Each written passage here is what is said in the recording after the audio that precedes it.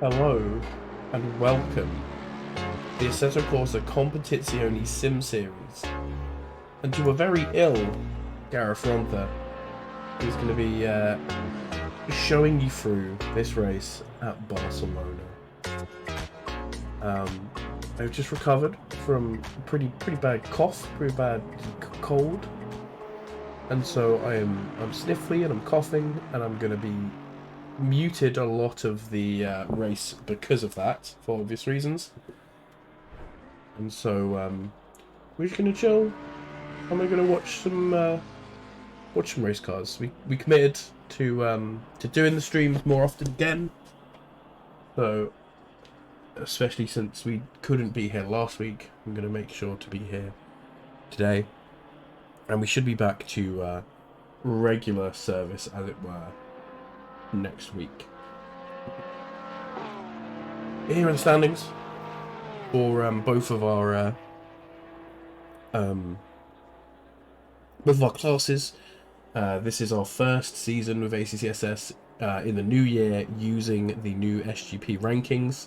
So some of them are a little bit off. You'll see people from Pro and Am racing each other.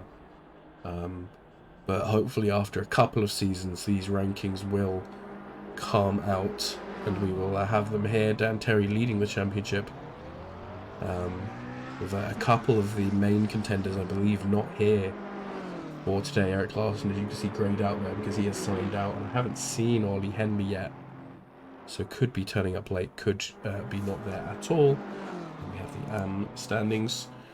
Joshua Cherrington running away with that right now. Denny Simmons in third in there. He is leading the practice session so far. So again, not too much to really pay attention to in terms of the difference between Pro and Am, really. As we are about to start getting set up into qualifying. Again, for anyone who's just joining, I've been very ill for a little while, so it's going to be a chill stream.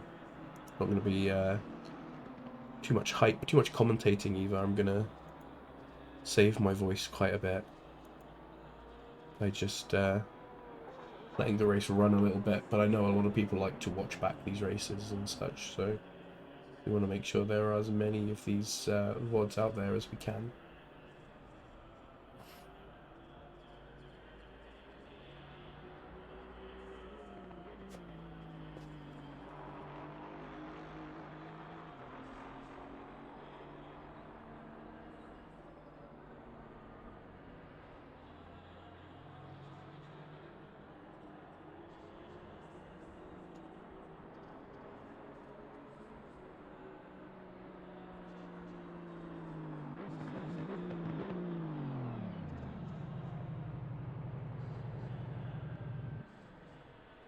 Oops. There is your qualifying so far. Not qualifying, so free practice, as we're about to head into qualifying around Barcelona.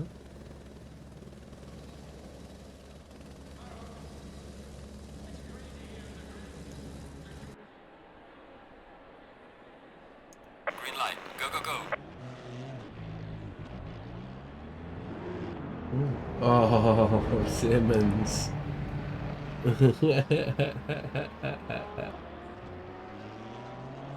This is about going to be my level of quality for the whole race, by the way. It's just going to be watching silly stuff happening and then giggling.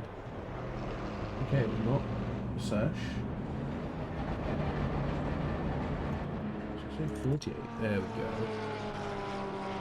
Andy Bean. It's going to be our first car on track, at least for now.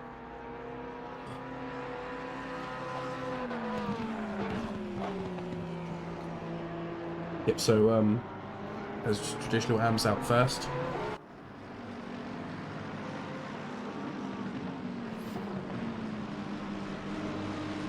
To the Cody and the very, very colourful Porsche behind.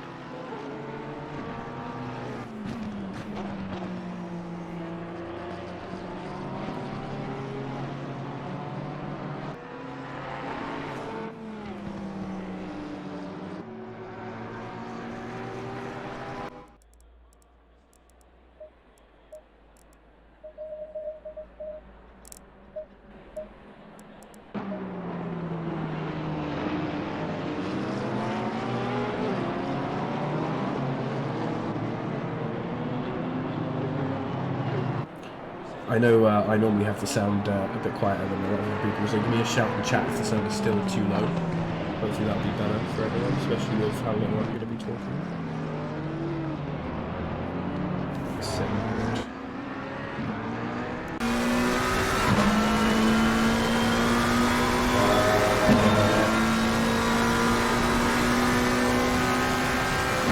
Out the last corner, obviously pink straight.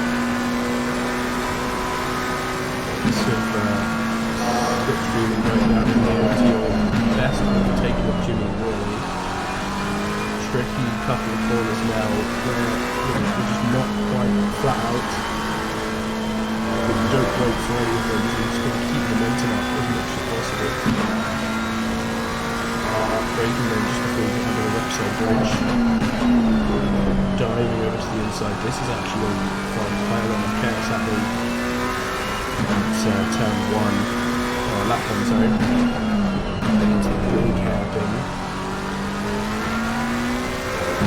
Sort of opens rally turns, so gotta get on the front wheel pretty early, but it's also handling away from you, so pretty scary. Quick lift here for the King. Quite careful, I think, what we're doing. Sensors first lap out. Big braking here, 400 metres.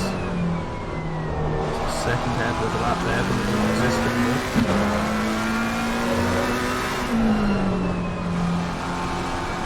The last track sector, which gives it this bad reputation that more people have for it.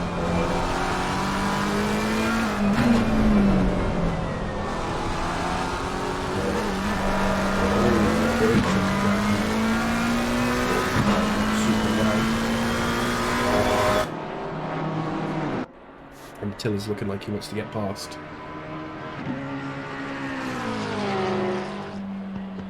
He's just going to let him there. Probably would have been a little bit smarter to let Tiller past before your first lap there, but he's got a lap in at least, and he's lower down. You saw him taking it pretty carefully there, so not too much of a surprise that he's not pushing the real top times. And again, remember these splits are going to be a little bit weird because of the early timings and this.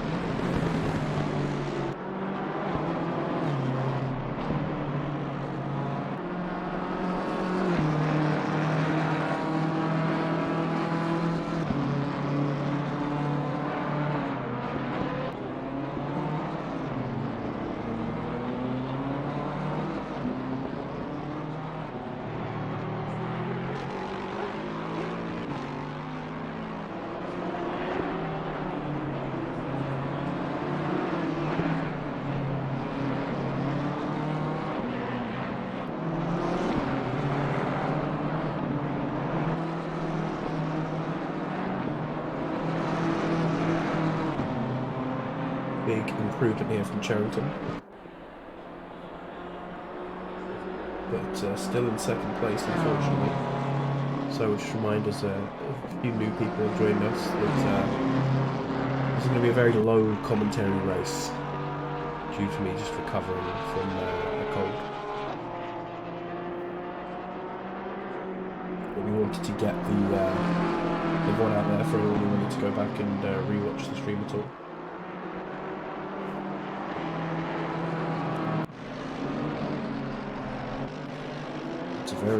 Very neon livery there.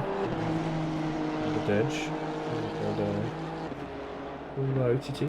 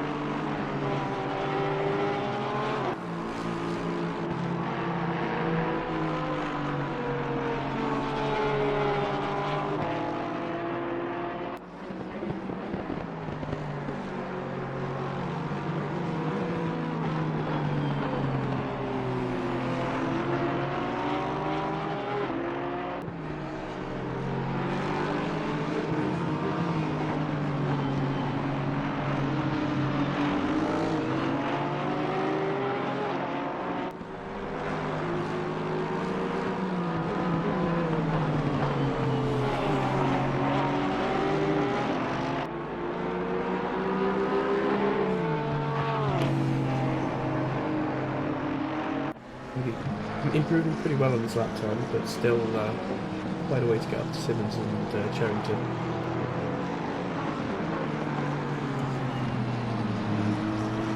Still a lot of improvement going on overall.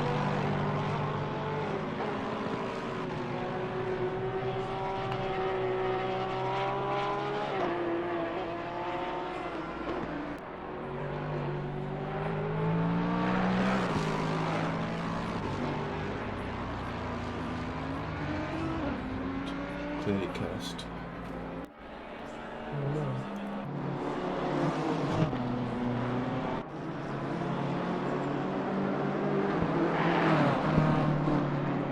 I apologise to Hyundai if you watch this back. I didn't remember to update my liveries just before the race, so if you changed or updated the livery not long before the race and uploaded it, then it might be on the way.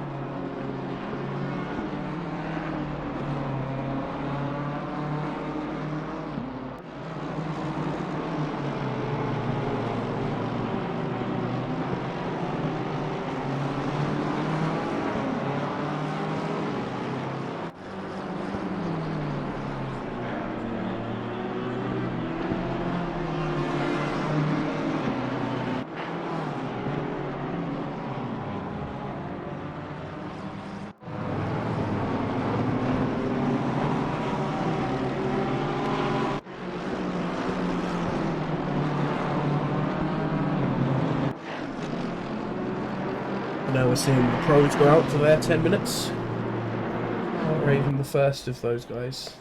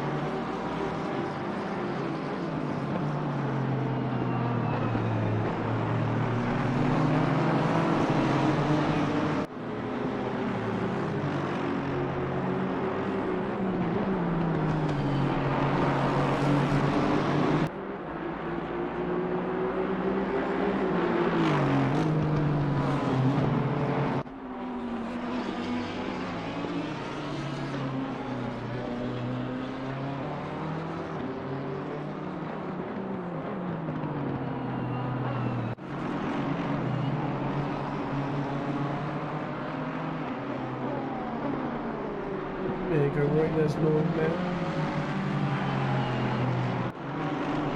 If he has a livery or something, I update deliveries like probably on Wednesday, but I haven't since. So if he uploaded his livery later than that, I won't have it. Sorry, Roy.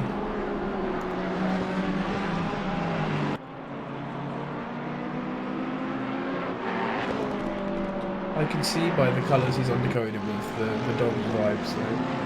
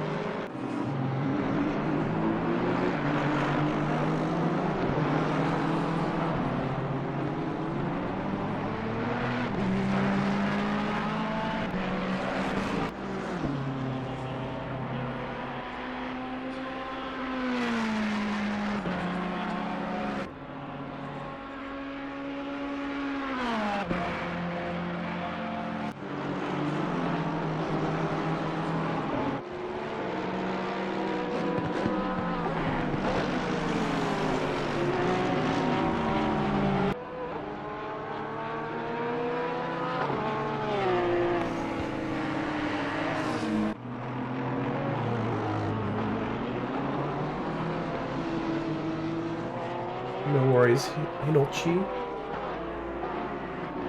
Hopefully, yeah, I didn't want to skip 2 in a row, seeing as we skipped 1 last week as well, so we should hopefully, we'll be better by that week, so we'll have a more regular stream for the last 2 races.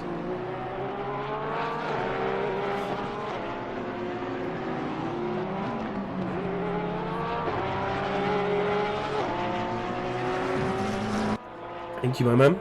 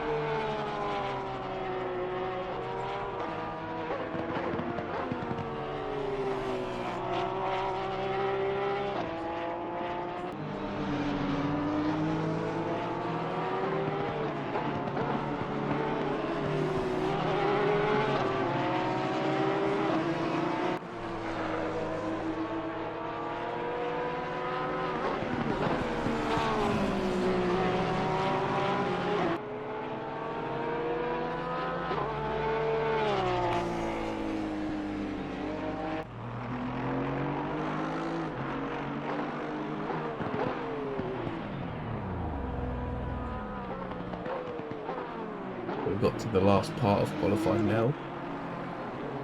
Oh, that's an invalid lap there. So we've got a nice train of people back there who are ready to be on laps. Mark Raven sadly has not improved. Dan Terry coming across the line also looks like there's no improvement.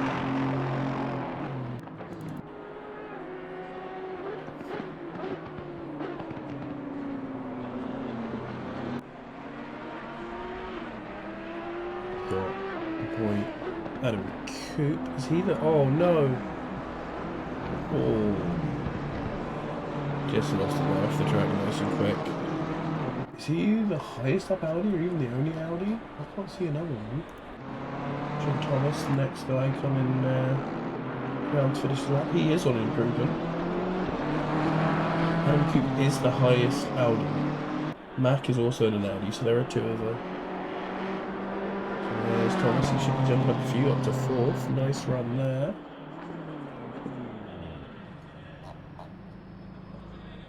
Looking for the next number, Weschelberg. Oh, Weschelberg been it. Oops. Holder, and then 343 is the Lamborghini behind him, so good, well done by there. And it is Ollie Henley, so Ollie Henley has turned up for the race. So there we go. These are your results of qualifying.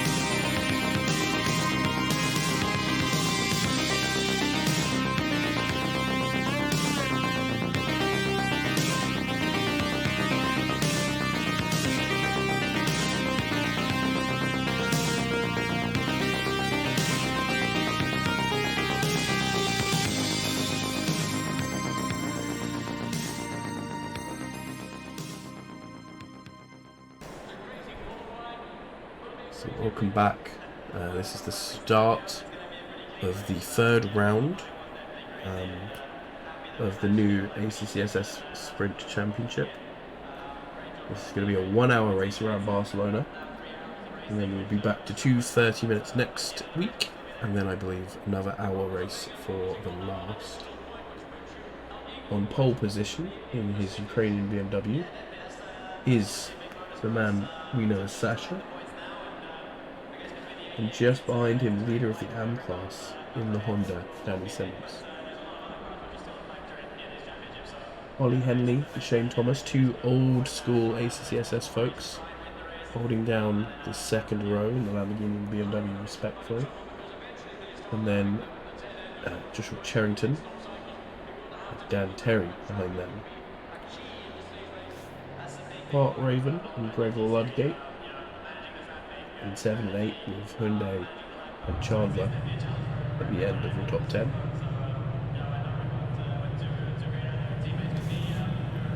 I'm slightly ahead of myself in recalling the people's names. Johnny Woe here, who's moved to the BMW it seems. Oh no, he's in McLaren still. Coleman, Matt F. Weschelberg, Adam Burks, and Holder Bunyan and Stephen Hooter round out the top 20. And there we go, off on the formation lap to start this race.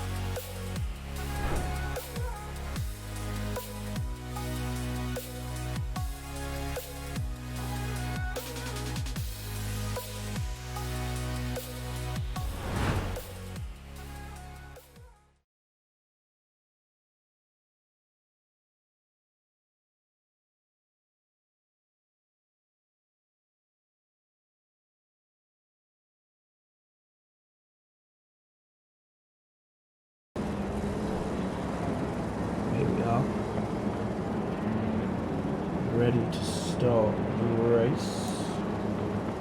Coming around the last corner at Barcelona.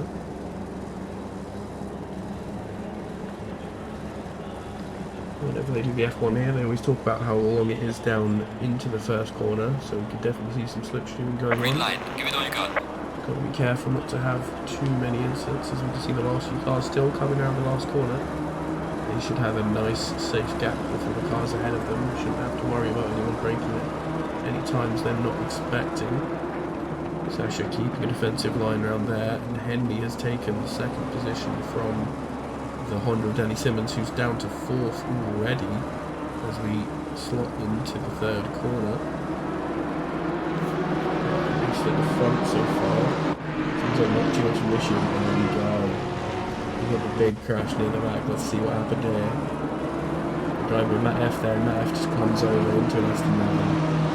Huge chaos. Didn't leave enough space there on the inside. You've always got to leave space in the first lap.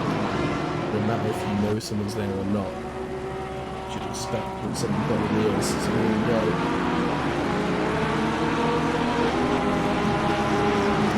The car's running down there. It's like a little more side by side. Just getting a little bit ahead, but now this Aston Martin feels like it's going to have a go. Oh no. Actually gets batted sort of back onto a straight, so it wasn't as race ending as it looked like it might have been in such a fast corner. 20 through there, squeezing a little bit, Audi getting very close into the bumper. Oh, and then turns in too much, smacked straight into Weschelberg again, or Watermere, sorry. That is very unfortunate for Watermere, who's been thrown right down the order. He's been thrown into this huge pack as well, which is not where you want to be if you've already just had a few incidents looking into each other side by side.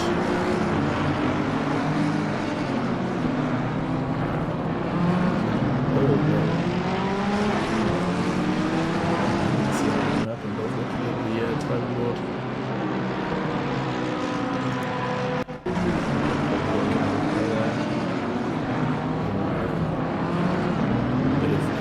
Chunky.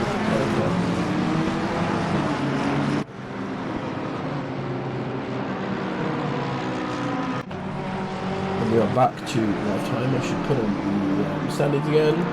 1. So further up the front, we still have the similar order to what we had before. Hartreeves dropped down a few places. Danny Simmons, sorry, dropped down a few places. Hartreeves actually up quite a few. In there just behind Ben Thomas. And it looks like the first two are starting to put it low now. Sasha and Henry.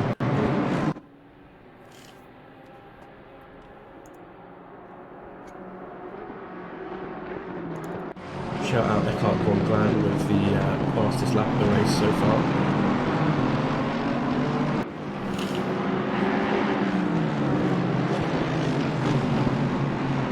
He was one of those guys we saw coming around the last corner pretty late, and so he had a much better run down that main straight, which has given him an awesome first time compared to everyone else.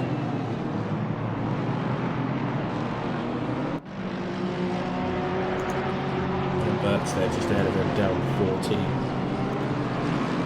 So unfortunate. Do you see him here?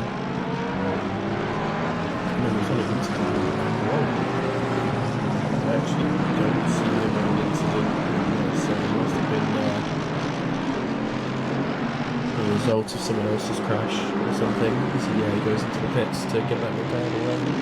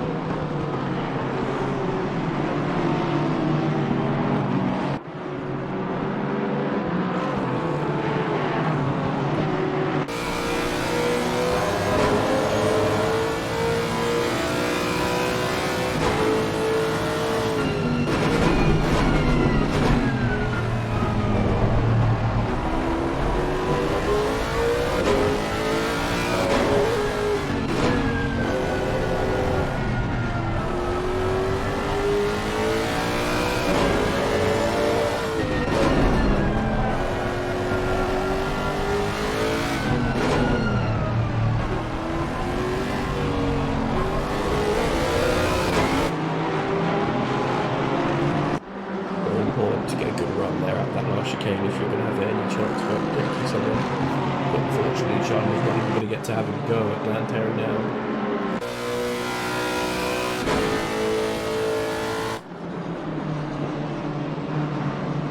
There he is, sending one on Cody. Oh, parked on the apex there, and Cody wasn't quite ready for it. Gives him a bit of a shunt, but he's still ahead of him.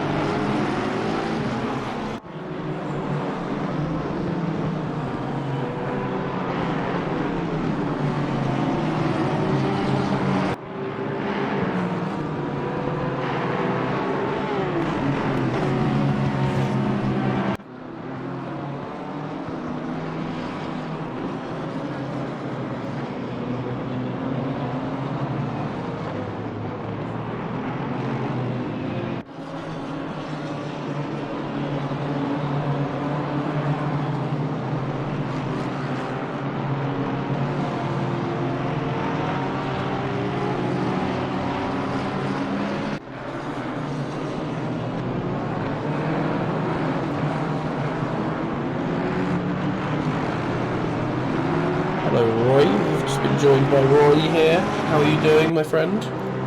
Very well, thank you. And I think my throat is potentially holding up slightly better than yours, so I'll come in and save you from yourself, I think. Good. Sounds like a smart idea.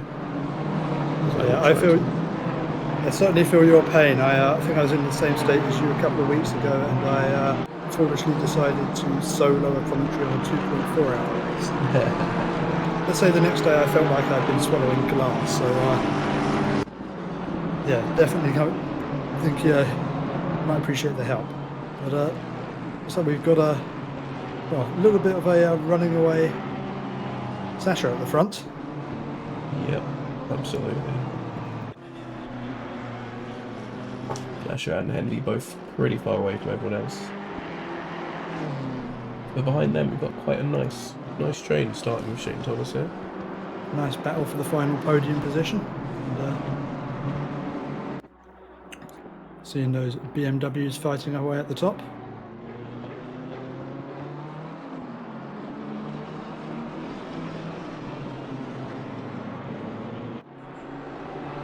As Raven looks to the outside and not quite going there, but yeah, these guys are fighting close and looking for every opportunity to get by.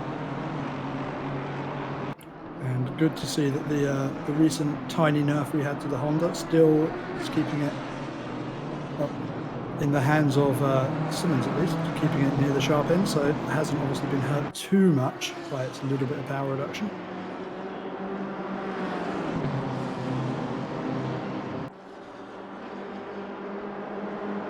Defensive already from Shane. He knows that Bart Raven wants to send it. Yeah, Bart Raven definitely wants to try and take the inside there.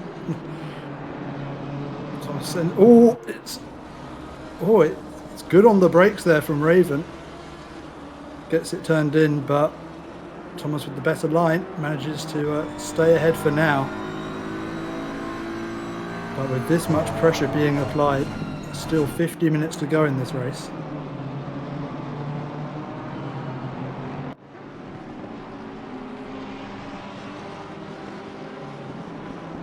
And all this defensive driving from Shane is going to put everyone else behind right on their backs.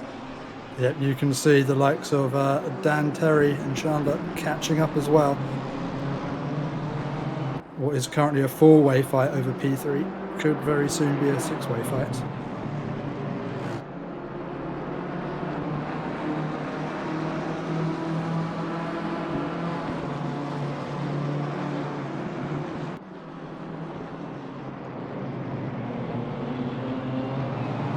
It seems that the whole grid behind them is not separated by all that much, so this fighting could really bring many others back into this battle.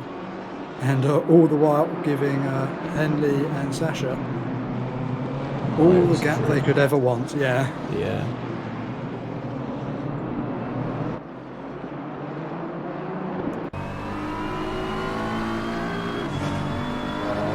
See how defensive he goes down this time. He's more confident with his exit, so he's going to stick to the racing line. Raven's catching. Is he going to look to the inside? It's not quite close enough as they come into the braking zone. Oh, look, there's a bit of an overlap there. I think Raven's going to go for it, and he has. Oh, but it looks a bit deep. No. Looked like he could have run a bit wide on exit there, but no, manages to keep it on track and manages to turn in enough to block Shane from switching back under him. And for now, at least, Bart Raven's got the position. Has he got the pace to keep ahead and not have to defend in turn on Shane? There's now Cherrington is actually getting pretty close to Shane Thomas now. Oh, you can see just how slow they must have been going when they were battling. Dan Terry and Chandler now right on the back of this pack as well.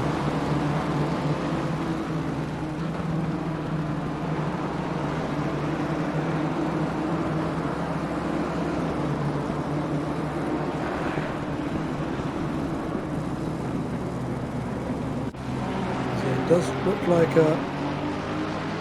Shane Thomas may be struggling for pace a little bit, as we see that Eric von Glan, who's just struggling with his lines a little bit there. He needs to get it back into a steady flow. So easy to just lose your momentum here at Barcelona, especially in that first sector. As soon as you step out of line and you mess up your entry into one corner, it hurts you 2-3 corners down the line.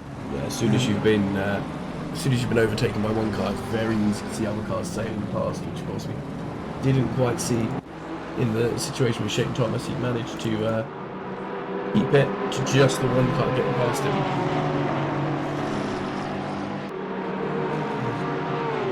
Red Ludgate having a look on the inside. Is that on Cody? Yeah. Well, thinks better of it. And almost gets a tap up the rear from the Aston as well to avoid contact there.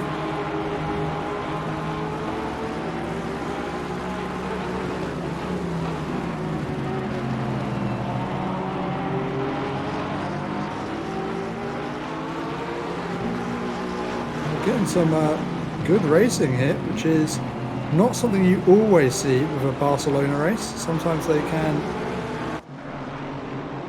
end up creating packs in the pack quite easily at this track. It's sometimes difficult to follow, but if they go too wide, Holder on the outside should have the run down here into the hairpin. It's a pretty outrageous dive. Yes. Crunch behind. Big old crunch as McLaren just sat just off the track. Oh yeah. Is the number 68 car just not anticipating the BMW? They're going for the later apex, and whoever it was in that BMW very nearly taking out another car in the process. Yeah, a lot of people not quite realising how slow everyone ahead of them would be.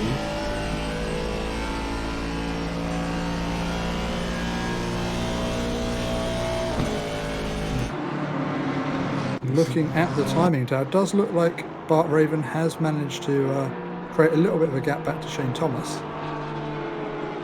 Yeah, Hyundai, as we were seeing before, following Dan Terry, now has a very slight BMW with all that damage. Yeah, I am not surprised that that BMW has been through the wars, and it's looking like a bit of a handful at the moment as Tom Mack applying the pressure. And again, if Tom gets past, especially early on in the first sector, a lot of these cars are going to throw their way past. Yeah, and there's a whole swarm of cars waiting to get by. As Tom Mack is looking all over the back of that BMW, looking to the left, looking to the right. Just as soon as there's an opportunity, he will throw on alongside, I am sure.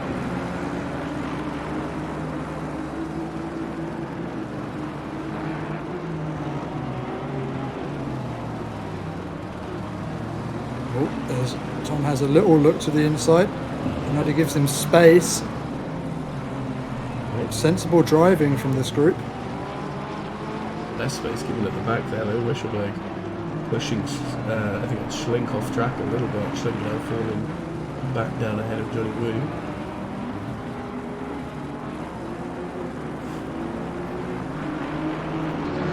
This is going to be the all-important exit. This whole train of cars is going to be eyeing the back of that BMW. Tom Mack's got a good run here. Stays in the slipstream just long enough to the inside. This should be fairly straightforward as they come down towards the first corner. And yeah, we might see exactly what we were talking about before, as one car goes by and Minardi has to give him space. Might give an opportunity to Von Scheven behind, but no, Minardi's staying ahead for now of at least the remaining pack. So they're all going to have to pick him off one by the looks of things. He's driving sensibly, not giving more room than he has to allow the car by. Because that can be the thing that really hurts you if you try and be a little bit too safe in giving someone room to come by on your inside or your outside. That's when you put yourself offline and become a bit of a sitting duck for everyone. But Unadi seems to know what he's doing. Just about creeps back onto the racing line before Von Scheven could take advantage. That train of cars behind is quite intimidating. Oh, it's a big incident there. Not sure if there was contact. Couldn't really see from that. I think he just lost it on the very fast right-hander. Yeah, just a little bit too much. Too wide. It gets a wheel out on the gravel, which tugs the car off to the left. And yep, there we go. You see the whole train of cars behind. Everyone up to Nordemir, I think that was, getting by. Yep.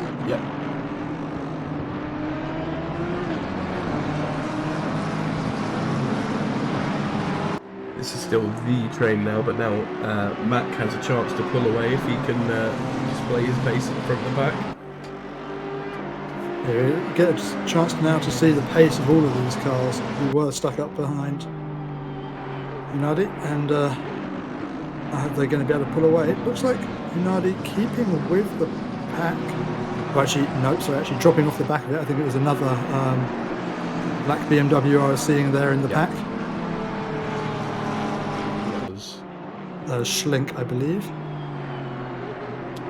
Yeah.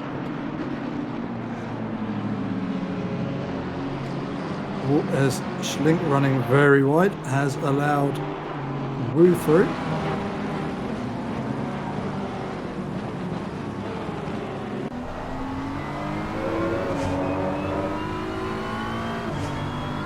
Not the greatest camera angle in the BMW with the humongous rear view mirror. We actually seem to have a better view of Nordemir behind. Yeah. Schlink than we do of the cars in front. So, that's the strap. And there we go. Yeah. Nordemir and Schlink side by side. Wow! Nordemir has to take evasive action up onto the runoff to get out of the way of the carnage that's happening on track. So who was that who initiated that? Is that the Weschelberg? A little bit over aggressive there. And that's allowed Wu to sneak through, and Schlink also having a look. And this is becoming the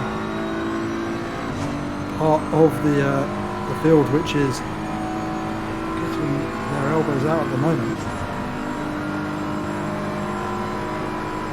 It's now Wu who is the head of this pack,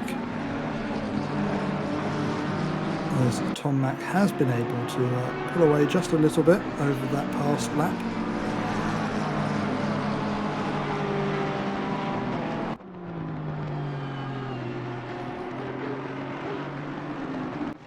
the front, we still have the same top two, leading by quite a way, and then Bart Raven has done a decent job pulling away from the rest of the pack. There behind you can see Charrington, who is keeping up with Thomas. He's been very slowly reeling him in, pretty much, from what I've seen on the time tower, but he's managed to get himself pretty close now. Just whether he can pass is the next thing. Yeah, from where we left them, Charrington and Thomas have been pretty close, it seems, for the since really Raven got by. But yeah, it does look like Shane Thomas just having to look in his mirrors. Is he going to go defensive?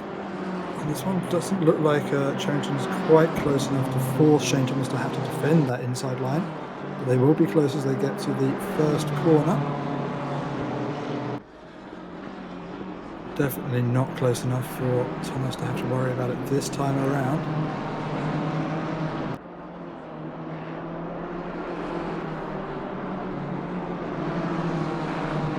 So they are consistently on that pace together. Simmons accordingly a little bit more behind them, and then there's some reasonable spaces between everyone until we get back to that pack that we were looking at just before, really.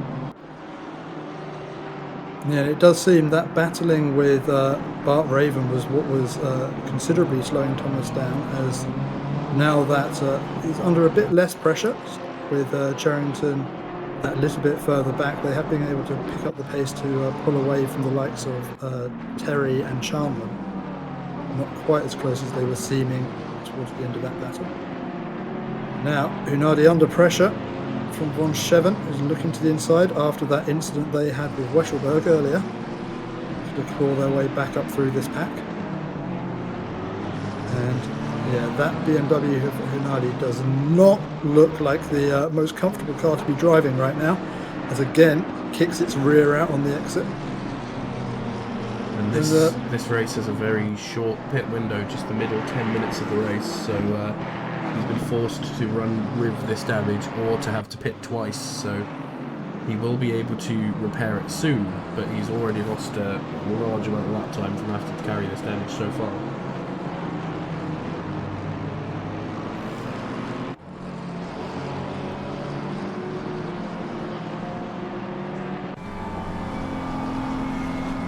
Von Scheven showing that regardless of that incident earlier, still got a decent amount of pace under them. Now applying pressure to Cook. A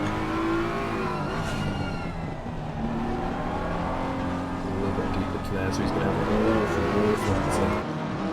from that last You can already see Cook extending that gap just a little bit.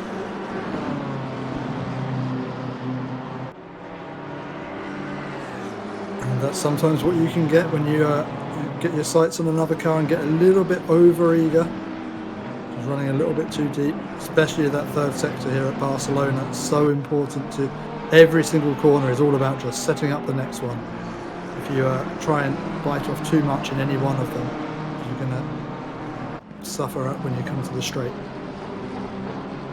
We also have the first round of penalties being applied by our stewards. We've got a few in there for some of the reasonably high up drivers as well. Normally getting in an incident big enough to earn you a penalty is enough to shuffle you down the order slightly, but the penalties themselves will have to do that as we come up right now to very close, just 30 seconds left for the pit window to open, and we'll start seeing some people going in. I suspect Hunardi will be one of the first into the pits. Yeah, for that reason. Yes, that car is very, very broken, and I'm not sure if it was his plan to run a pure black livery so that he could show us how much damage he'd be picking up in this race, but it's certainly doing its job. It's worked out, that one. And here we go. Pit window is open. There we go, pit window open for the next 10 minutes, and I am sure we're going to see Hunardi dive straight in. Yeah, there we go. Absolutely cool. So not the first of our pitters. We have got a few others diving into pit lane early doors. There's Schlink, Nordemir, Cook and Hunardi all into pit road.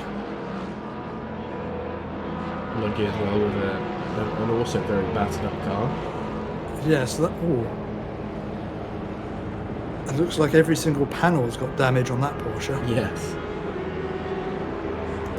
Coleman, the last coming in here. And this is going to be another thing, an interesting thing, due to our new format that we're running with, is that there is no mandatory tyre changing. So we will see, check on race control, see the time that people spend in the pits. And that will be able to tell us if some of these guys are just stopping for fuel. Obviously, a lot of these early guys are going to be for damage, so they're going to have very long time stopped. Yeah, it's going to be difficult to tell whether they've changed their tyres, but I would expect the majority of people would change their tyres here at Barcelona. This is Coleman's second pit stop, and he was stopped for 19 seconds, so no tyres for Coleman. So we don't have a fixed refueling time either. Oh, that does change the calculations. Yes. So yeah, Barcelona, a very, very high degradation circuit, but if you're going to cost you more than 10 seconds in the pit stop to change those tyres, there's a calculation you're going to have to make. Yeah, here's Holiday with a much nicer looking BMW now. And he was also under the 30 seconds, so he has just repaired the damage, not taken any tyres or any large amount of fuel. So we're already seeing some differences in strategy here and there.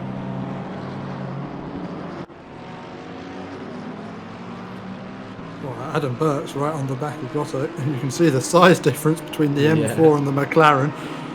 Big junky car.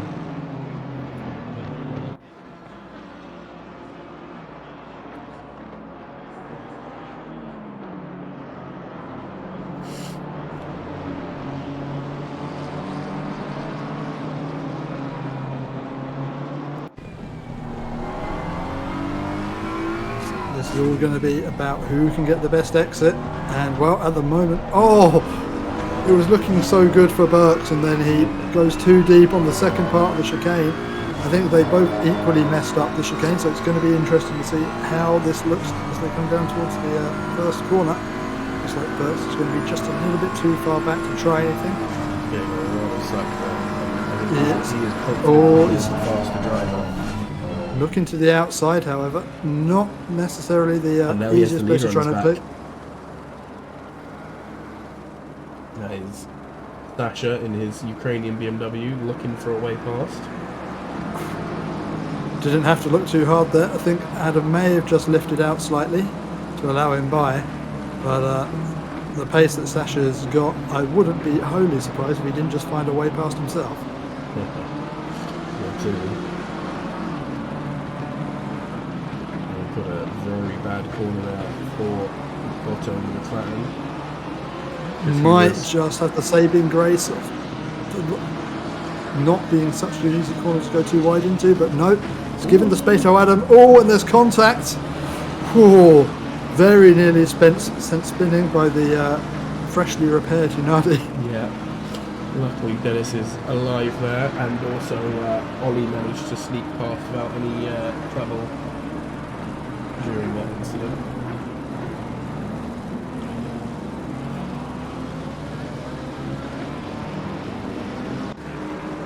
We have a few more people looking into going into the pits now.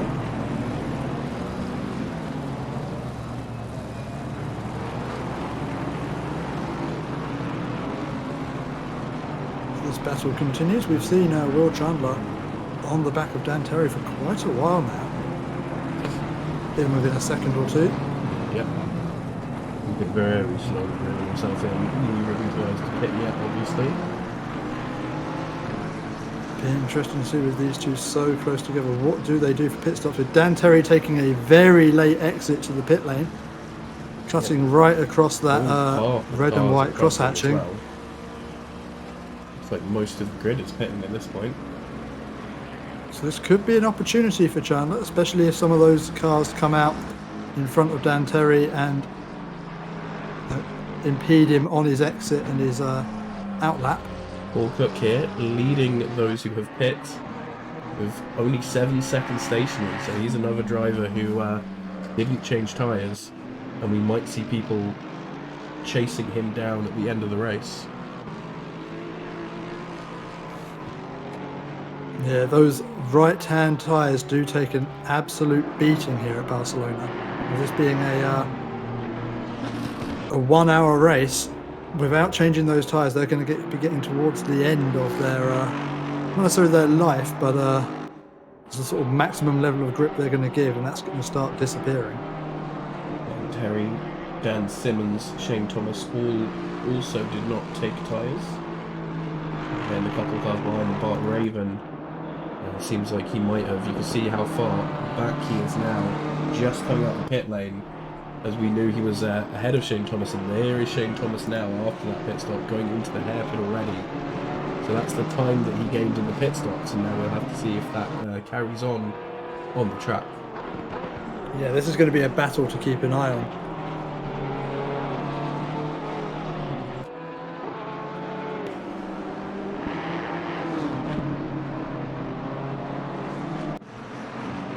As our race leader enters pit lane. Be interesting to see what does Sasha choose to do with their pit stop. Plenty of time in hand, but a difference between a no tyre change and a tyre change pit stop, by the sounds of things, ends up being about 20 seconds, so they don't quite have that much in hand. I want to point out as well, from looking at these stats here, this is Chandler, who's also just pit. He has the fastest speed trap of the race at 265 Ks, which is 8 kilometers faster than Sasha's BMW. Jeez. That's quite a distance there. That Lexus has grunt. So it looks like Sasha has changed tyres, so it'll be equally interesting to see what Henley decides to do, as the Lexus did not change tyres. As Chandler comes out side by side with I don't know who that is. I think that's Adam Burks, so that's a lap down, I believe. Yes, that is.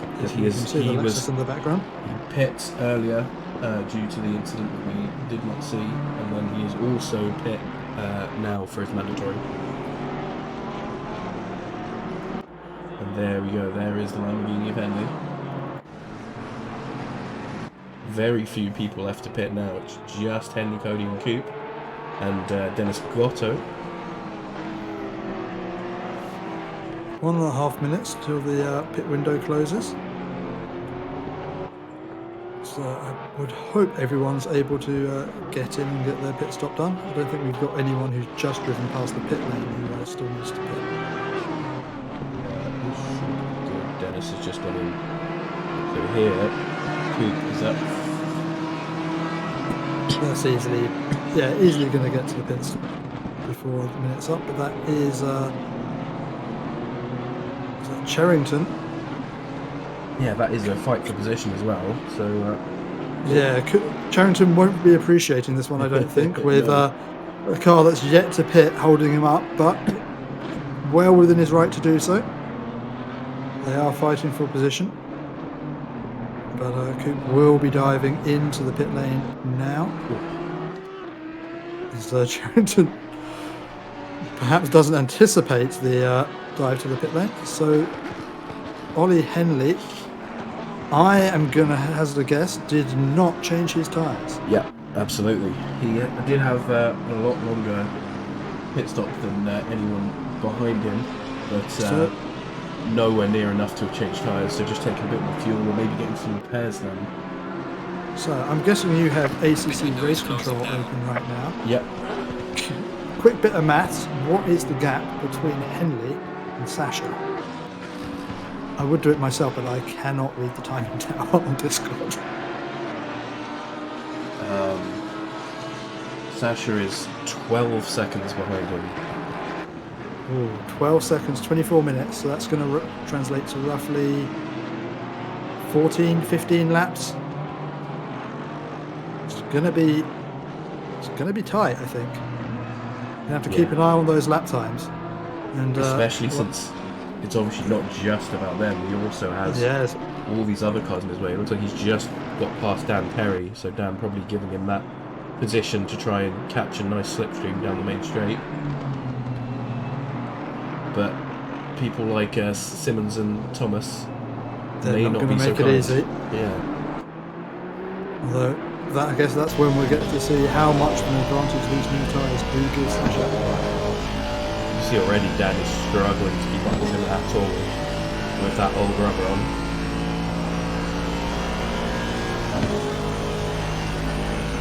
So we've got a few back markers coming out of the pits, it looks like, up ahead. That is Coleman, who's in the last place right now, who they can see. He was not ahead of the race. He's been battered up as well. Looks like he's also done multiple pit stops. Adam Burks right now is winning our third class of cars, which is the class that we've done multiple pit stops. Coleman, shout out to him. He's leading of all the cars that have done 3 pit stops in this race. It's an honourable accolade. Yep. We take those.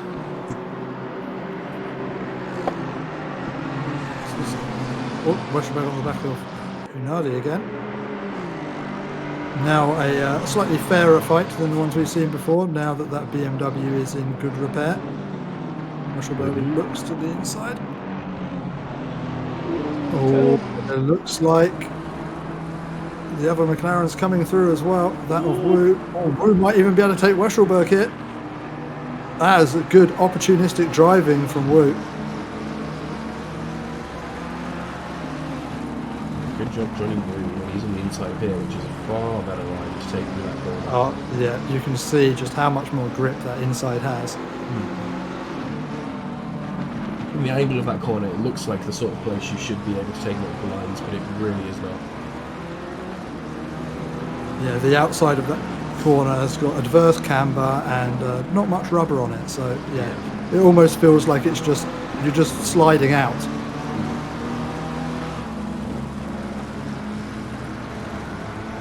But yeah, very, very good opportunistic overtaking there from Johnny Wu. As Westerberg now has to settle for the same position he came into this lap in, just behind a different car. Yeah. In the Logitech G Challenge livery. Shout out Logitech G Challenge.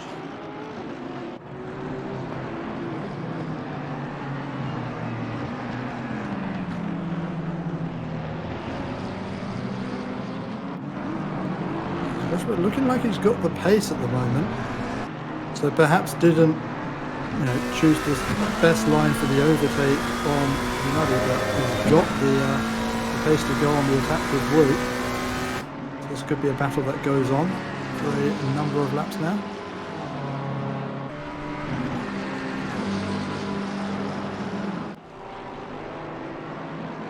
We just have that penalty there, him Ludgate and elbow ball with 10 seconds, obviously Nordemir with 5. Number 5 down the bottom for Bunyan. At the top, all of our penalties for the faster boys have been cleared.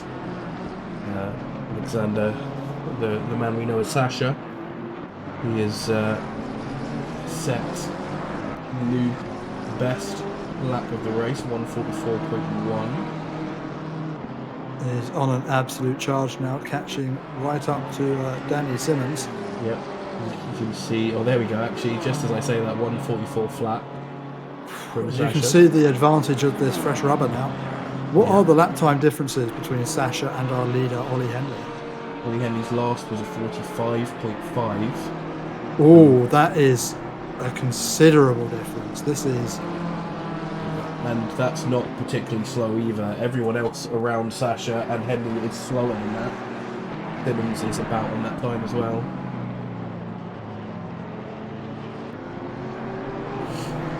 So on pure pace, I'd say he has it. But then again, it all comes down to both traffic and overtaking. He's got a lot of back markers. And then he has a lot of front runners as well. Yep, so next up off the front runners will be that green car ahead, the Honda of Danny Simmons. And it looks like he's catching at a rate of knots. We were just talking about the great opportunistic driving from Johnny Woo earlier, but he's managed to get himself a drive through track limits there. Oh no. So we've had our first of those in this race, but at least unless I've missed one. Those are not the opportunities you should be taking. Those are unfortunate. And with how tight this field's looking, that is going to be quite a painful drive-through penalty to take. Oh, yeah. A lot of places lost. But late in this race, he does have a big improvement on rubber, but it's going to make it even slightly harder to overtake the fact that Simmons is going to be getting about as much slipstream as he's getting from his back markers coming up as well. Yeah, this is going to be a lot of this about who can manage the back marker traffic the best. But now, with Sasha being right on the back of Simmons, you can see how much he's pulled just through that corner. A little bit cheeky there, using a bit more of the track than is technically meant to use. But wow, you just see the grip he had there. Possibly spending a speed token there on the outside of that corner, but as long as he doesn't do a woo and get that drive through, it's okay. So as you see there, just left our screen was the BMW of Shane Thomas. Yep, and then that's Martin Turner and the Aston Martin between them. He's running in 27th place right now. As Turner gets right out of the way, gives Sasha the inside. Danny Simmons looked like he was going to try and have a go there. I wouldn't advise going through wide into that corner. Now, as Sasha has clear sights on Shane Thomas, and these gaps are shrinking by the sector. You don't even have to look at the times to know whether he's catching him or not. It's just, oh yeah, that car's getting bigger.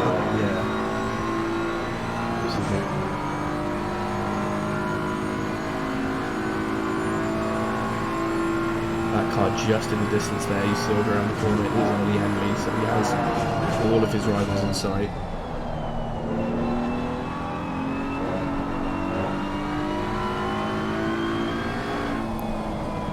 It doesn't just come down to obviously the raw performance of the tyres give you, but also I guess the psychological feeling of knowing you're reeling these people in versus Ollie Henley, who's sitting there looking at his deltas going, oh, I'm being caught. And I wonder whether Ollie Henley has got any pace in hand to give to try and defend this, or whether the tyres have just given up at this point. I would doubt he has any more time to give, because if I'm looking at the laps right now in race control, and the next fastest car apart from Sasha and Henley is Bart Raven, who also swapped for new tyres. Sasha did not want to wait around. Very dangerous there on the curve with not much space given by Shane, but they both managed to get through there without any contact at all, so good work there by both of them. That was real elbows out driving by both of them, and somehow they didn't touch. It was precision driving by both drivers there. And now as we see Sasha pulling away, we have Simmons right on Shane's back again. It seems like he gained a little bit of an advantage there. See if he can keep that at all. Yeah, Shane Thomas might regret quite how hard he fought that one, with Danny Simmons now right on the back of him. Although Danny Simmons looking like it running a bit wide there as Coop up the inside. into the chicane. It's a tricky place to run two cars side by side, and Had to thinks jump better down. of it. I had to jump down to see what was happening there because they were at 0.0 together on my relative for quite a long time. It's good work from those two not to bid it at all. Ludgate there. Another one of our faster guys who was on a bit of a comeback drive, as we saw how absolutely battered his Porsche was when it came into the pits. As we just saw in the background there, Nordemir had to dive out of the way to avoid hitting Ian, as maybe just misjudging quite how much the cars in front would be slowing down as they were all running nose to tail. Here's Cherokee Chandler. Terry has managed to pull himself away from this little fight. Now Chandler has turned from predator to prey. So Chandler, tyres, no tyres. Actually, for both of these guys, tyres or no tyres. Or is it hard to say it because of the damage? Chandler is definitely no tyres. Charrington looks like a pretty normal tyre stock, but could have been damage. But I didn't see that much damage on Charrington. yeah, Charrington That would put him last over lap a- was a second ahead of Chandler, so I would assume that Charrington has confident tyres. Yeah, you can really see the advantage that they give that. Also, It's note to BMW. death fast in chat what position Elberg is in his split. Here's Elberg, he's just ahead of Gordstick there, and that is 5th in the split for Elberg before his penalty is applied, at which point it might be 6th.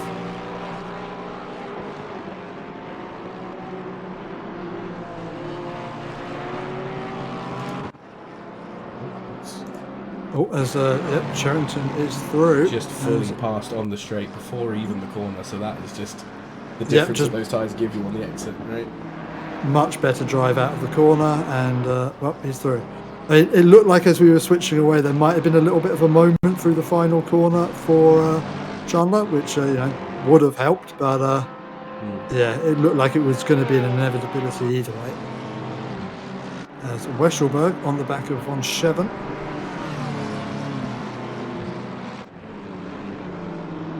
Oh, this one's going to have to be done under brake. Nope. Ooh. I could see the indecision in the braking of Weschelberg there. On the brakes, off the brakes, on the brakes. Does he want to try and make the move? In the end, thinks better of it. As von Scheven starts to turn in.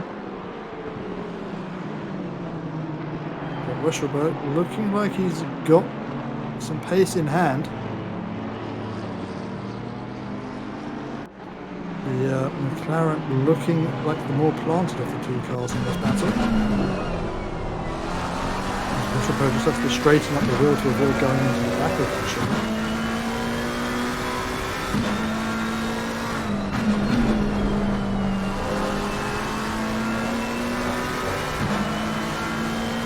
I'm going to hazard a guess that Weschelberg took tyres and von Scheven did not. Times are totally possible that will happen in terms of their stops. So, yeah, he's forced the BMW wide there. Very hard to go wide in that corner without going across the baguette there. Yeah, I don't think that defence was ever really going to be on for von Scheven. As soon as the car gets alongside you there on the hairpin, it's game over unless you can get a switchback on them.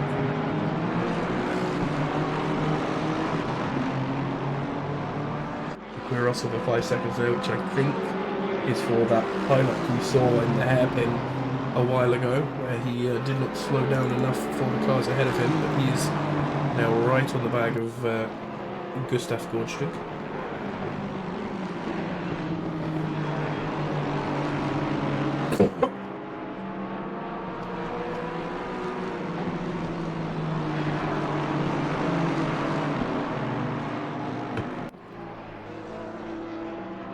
This race is really showing the how difference in strategy can really play into a part in these longer 1 hour races. It's good. I wasn't necessarily a believer that the strategies would work out, and on some tracks it really doesn't. But this has turned out to be a good one where it is viable to go both ways with the strategy, and that's really nice to see whenever you can have that. And talking of both ways, how is our battle for the lead? So Sasha is 2.2 seconds behind Ollie Henley now, still going almost a second a lap faster. So he will be on the back of him in a couple more laps, assuming this pace stays the same.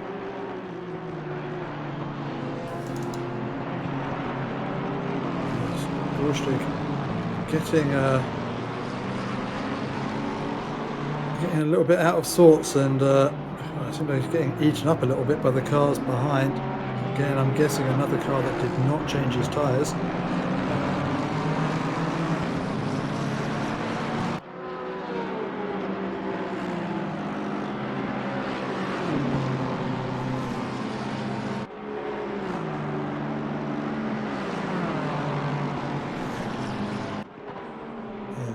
Not quite got the pace down the straight to get by. That's carrying just a little bit more error on their setup. It looked like they had a decent run out of the final corner, but just, well, also trying to overtake a Lexus on a straight. Yeah, that's not the easiest thing in the world. The BMW is not known for its top speed.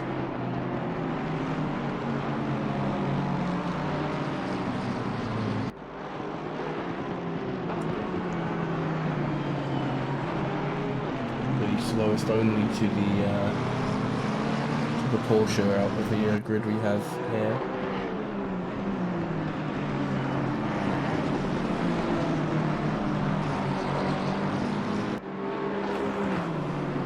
Schlink just maybe overdriving a little bit in his efforts to try and get by. He's looking a little bit choppy behind the wheel, as Weschelberg has now closed in right onto this battle.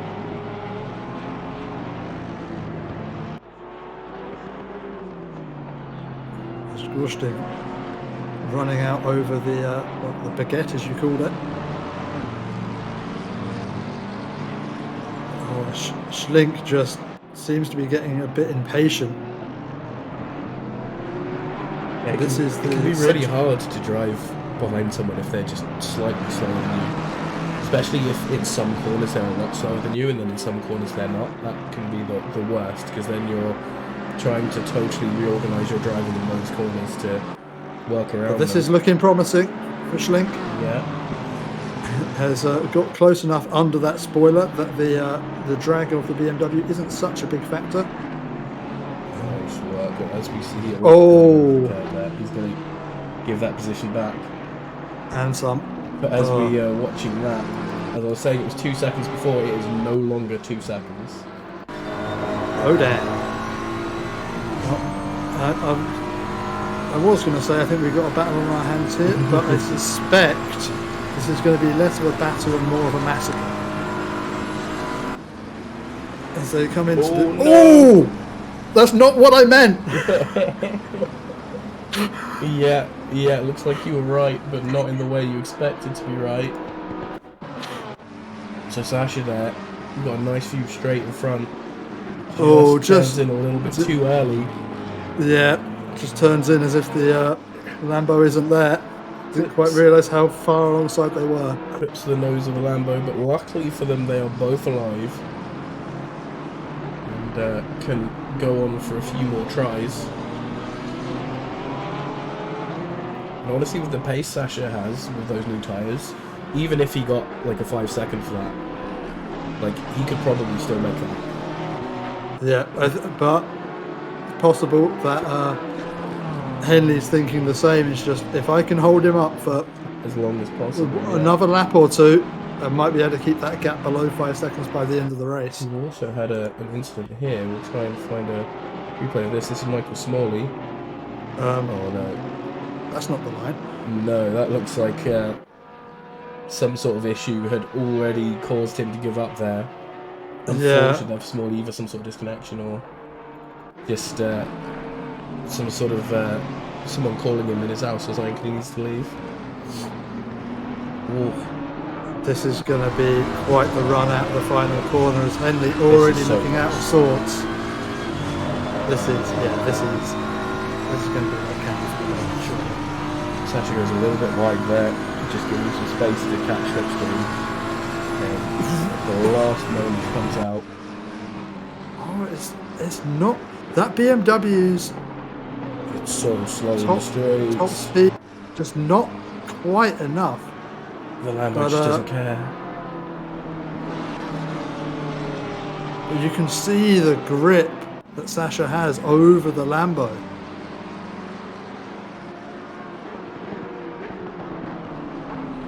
Oh, there we go. Just a tiny bit wide from the Lamborghini, and Sasha throws himself into the gap and has taken the lead.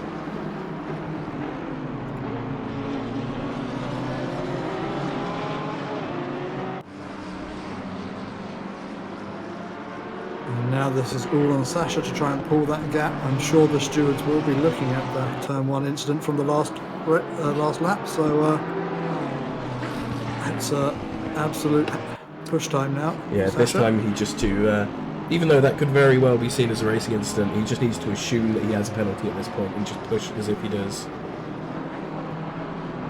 But Henley doing well to actually stick with Sasha at the moment. Yep, absolutely.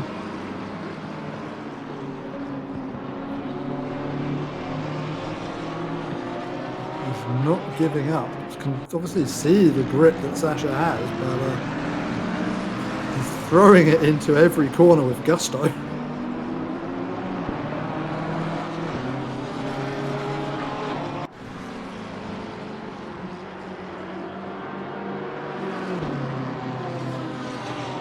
It's just going to be another 3 laps, I'd say, of this race. For Sasha to, well, if we take the assumption that a penalty may be coming, just to pull that 5-second gap. But also for Henley to see what they can do. But it's going to be a big ask for Henley to try and claw that back with the tyre difference.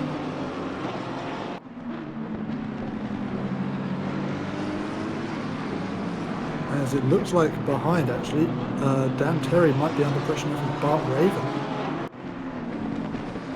We can go jump and have a look at that. As they're meeting some back marker traffic as well. It's Burks and don't quite recognise the other McLaren, but it dives right out of the way. That was Dennis's McLaren, I believe, so he's nearer the back. Oh, Bart's looking to the inside. Not quite a long enough run down before we get to the chicane.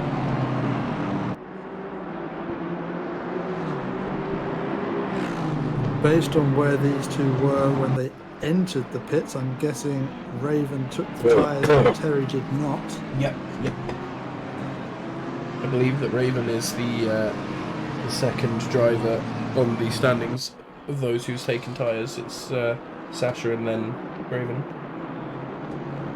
Okay, but neither is on the Well, final interesting lap the now. way Give me things have time, worked Ken. out, because it's definitely done wonders for Sasha having the new tyres, but for Raven, they've lost out. They were running in P3 earlier. It really came down to just like how much faster Sasha was. Sasha was on those new tyres so much faster than everyone else that he didn't have any trouble at all. I guess the other advantage that Sasha would have had with the not having quite as much traffic with the lead they had out at the head of the field. They had a little bit of a gap to fall back into, whereas for Raven, being sort of at the head of that big pack, We'll also had a have look lot at of overtaking this. to be done. I'm going to hop into the replay very quickly just to see what happened here. Looks like this is a few laps ago. A little bit of a Ooh. bump. Yep, a little bit of a box there. Lets him pass, I think, to end up back in this position where they're still racing. So very gentlemanly of him there. Yep, but as well, we always point out, doesn't make any difference to the stewarding decisions, as we see Bart Raven carrying a 5-second penalty there. So I don't think this overtake is really going to matter for Raven. No, it'll make It's really the gap. Yeah, it certainly will. It's the gap to Charrington that's actually going to matter at the end of the race. Yes, true, true. And it's going to be a considerable effort to try and, as that is Charrington there in the background, you can obviously see the car ahead of him with the 5-second penalty, knows the gap he needs to maintain. As Dan Terry can just relax a little bit there. But it's Sasha crossing the line to take the win here at Barcelona. With Ollie Henley just 2 seconds back. Evans with the win for amateur.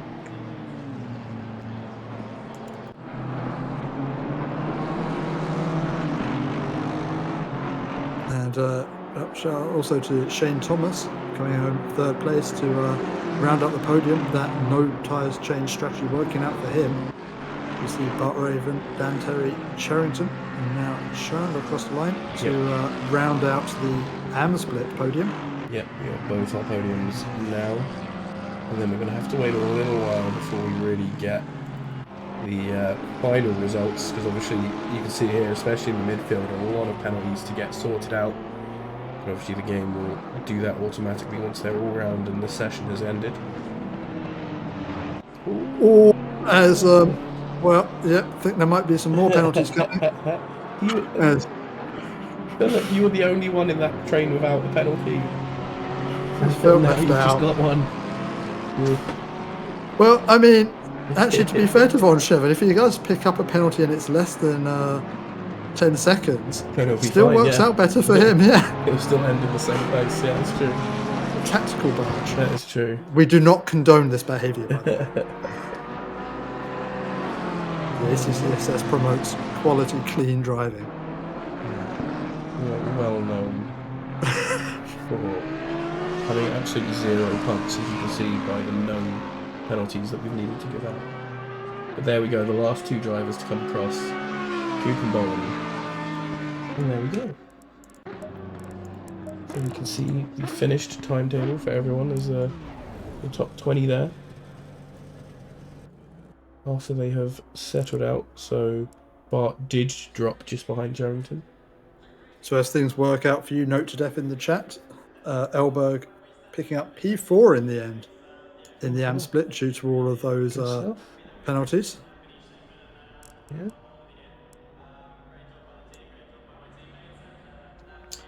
And those penalties in the midfield. Oh, and a couple there with drive-through penalties. Yeah. And got the drive-through and did not finish the race. I don't know how Vorsa got disqualified. I didn't see that. It could be. It was on lap 14, so I doubt any of our stewards gave it out. I think that would have been speeding a lot into the pit lane. Someone forgetting to brake for the pits. Yeah. Yeah, we've all done it at least once. Absolutely. So that was Barcelona, which is round 3 of our new sprint series for 2023. We will have 2 30-minute races next week at somewhere. Zolder. Oh. And then our final race of this season will be at Suzuka the week after. I will be streaming and I will be less ill. Thank you very much to Roy for coming and speaking for me throughout a lot of this race. And we will see you guys all next time.